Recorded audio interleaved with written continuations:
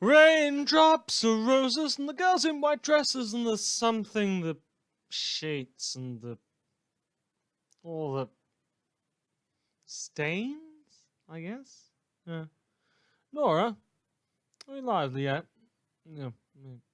Oh. Well. Well then, welcome, dear listeners, to Vermont Stretch Radio, the only radio show not in the pocket of Not the Wardens or Don't Mention Watchdog. We bring you the news you need to know to stay alive on Earth Gimel and its associated parallels, broadcast to you live from the sleepy mountain town of Killington Gimel. Today's news gives you the rundown on our beautiful, and most radiant of goddesses, the tragic state of our current penal system, and a few other tidbits besides. In personal news, funny story, listeners. I spoke with the mayor of Killington Gimel yesterday, and they are A-OK with that time I stabbed a man in the throat. They just smiled, shook my hand, signed a pardon, and everything.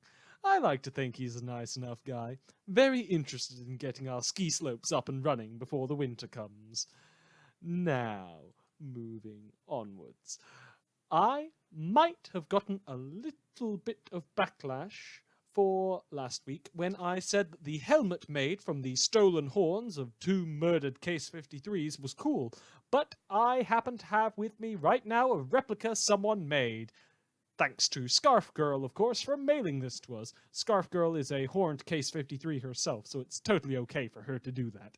And I can verify that this thing is looking pretty freaking awesome. Apologies for the language, dear listeners, but this thing is just... it looks like a modern-day Viking made it. Anyway, other feedback from our listeners includes a letter from Brain King the Stranger. Stranger than me, at least. Anyway, they wrote in to say that they are a Dutch gentleman, and to clarify that their team's powers, and honestly, I'm more confused now after this letter than I was before they wrote it, but it's interesting to note that we do have international travel in this world, if you weren't aware of that. Yet another amenity that we have operational before basic housing rights. They also wanted to try and clarify that whole turtle woman thing their team had, but honestly, I'd advise thinking any further on it. Moving on, dear listeners, in media news, the campaign to restore horror has managed to reclaim, restore, or recreate all of the commercially successful but critically despised Saw movies, known for their love of gore and inability to hold the camera still for more than a second. By the end of the month, dear listeners, most streaming services should be able to provide you with depictions of glorious ultraviolence on demand, if you have an internet connection, that is. Probably safest to try bargain bin shopping instead. Don't actually worry if the disc is scratched or not. With the editing on those films, you wouldn't even notice. Not to complain, listeners, but they just keep shaking the camera and fast-forwarding things right as it should be getting to the good bits.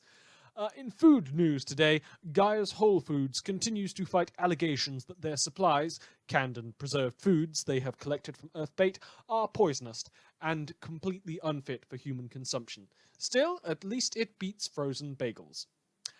The campaign of villainy, listeners, against our cities' interests has continued, with a supply of vital livestock and farm supplies very nearly stolen by Cape Team Error and Trial. That's Error and Trial, associates of the Hollow Point/Cedar Point villains. Those are the ones led by cowardly mover Prancer and containing such worthless C-list villains as Sink and Hookline. I'm just messing with you, listeners. Sink and Hookline are decent enough capes. One has an absolutely indestructible hook, and the other literally throws the kitchen sink at you. Anyway, Error and Trial, along with their associate Cleet, managed a swath of destruction as they fought to steal several tons of livestock and livestock breeding material from the citizens of Earth Gimel. Responding heroes to the scene included Foxtrot, a hero who clearly picked the wrong motif for a power that allows them to scare the shit out of anyone that doesn't like it when people are right there anytime they open a door. Seriously, the animal mask they have is nowhere near as unsettling as, say, a doll's face with one eye shattered into pieces and dripping with blood, or a human skull with human eyeballs in the sockets, or the face of Sierra Kiley.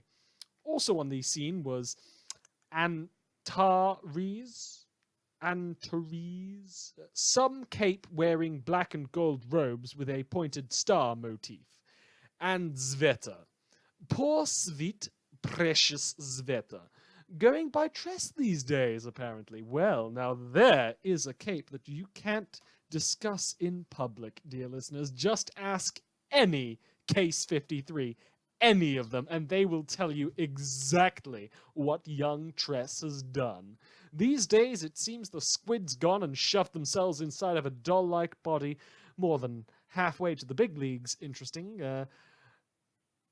They have killed some 51 people minimum. Halfway to the triple digits. I mean, I'm still in the singles, not for lack of trying. Well, pretty much for lack of trying. Oh, and one final thing on that note, listeners. A warning. That debacle with the stolen trucks of livestock, it's led to a crash over on the I-95. Try to avoid it. That whole mess sorted itself out. Error and trial were caught, Cleet was caught, and the day was saved once again thanks to reformed mass murderers. We really are the backbone of society.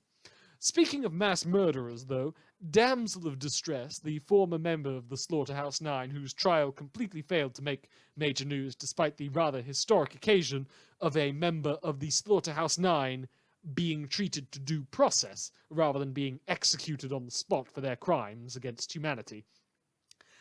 Damsel of Distress has apparently been forbidden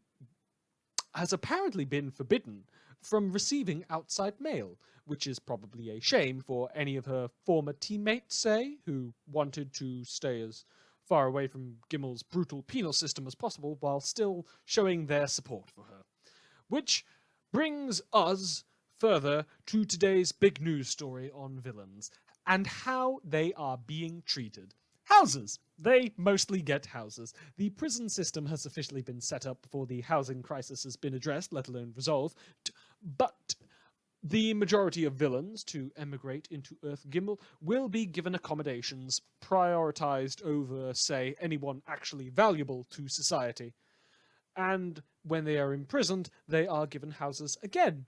You might, of course, be wondering where the brutality in the prison system is, and that's simple. Explosive anklets.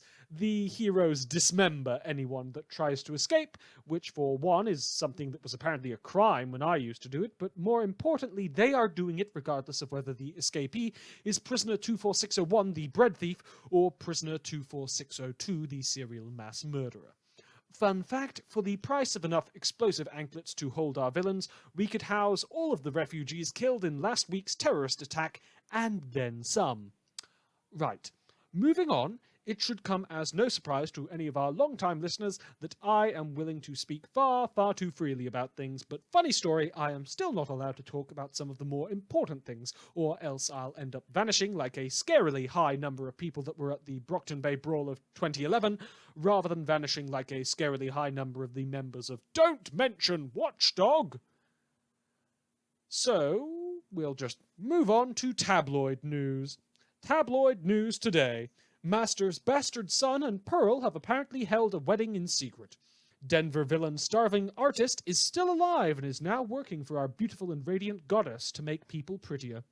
Legend, Eidolon, and Alexandria were all part of a sinister conspiracy to make heroes more popular. King of Dogs' codpiece was shaped like his cod. Moonsong, the leader of Advance Guard, I believe. I'm not keeping track of the hero teams, dear listeners. Apparently they are a closet homophobe/transphobe. And finally, the feudal system of capes is part of an intentional attempt to influence the growing order of our world to minimize deaths at the cost of violence and oppression for the rest of human history. This has been today's tabloid news. One final piece of news before we sign off today. We have had a few scattered sightings of our most beautiful and radiant goddess over the course of the last few weeks, and months. Our goddess is the fair and just ruler of the Earth Supreme, or Earth Shin to any of you heathens that refuse to kneel before her beneficence. She has endeavored to control the souls of all those living within her beauteous domain, in a nice and friendly way, of course. Our goddess, whose infinite majesty was sullied by the foul monster that stole her people and slaughtered them in her war. She, who only wants to spread joy and love of her rule across all of the earths, to restore the glory of her world in the aftermath of so much death and destruction. Her light has come into my life, and let me tell you, worshipping some random woman with powers is so much better than worshipping the dead Endbringers, or Scion the Destroyer, or a distant, unkillable, and most importantly, absent creator who values your freedom to make the wrong choice more than they do the sanctity of your life. Goddess, for those of you who don't know, is the ultimate manifestation of the strong of humanity ruling, shepherding, and preying upon the weak, and whose magnificent garb truly must be seen to be believed. It's blue, by the way. That's about all I have to say about her. She is just wonderful, and I do hope we see more of her in the future. This is Theodore Guy saying, good night, Killington. Our goddess is returning. Da da da da da da da da da da da da da. This was a fan production for the Parahuman Audio Community Content section. Worm, Ward, and the Parahumans series are owned and written by J.C. McCrae. Check out Worm at parahumans.wordpress.com and Ward at parahumans.net.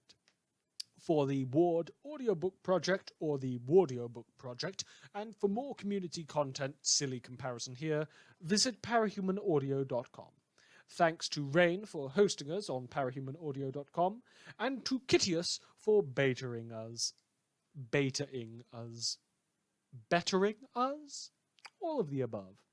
And to you, listeners, for doing just that and tuning in. Goodbye and good night.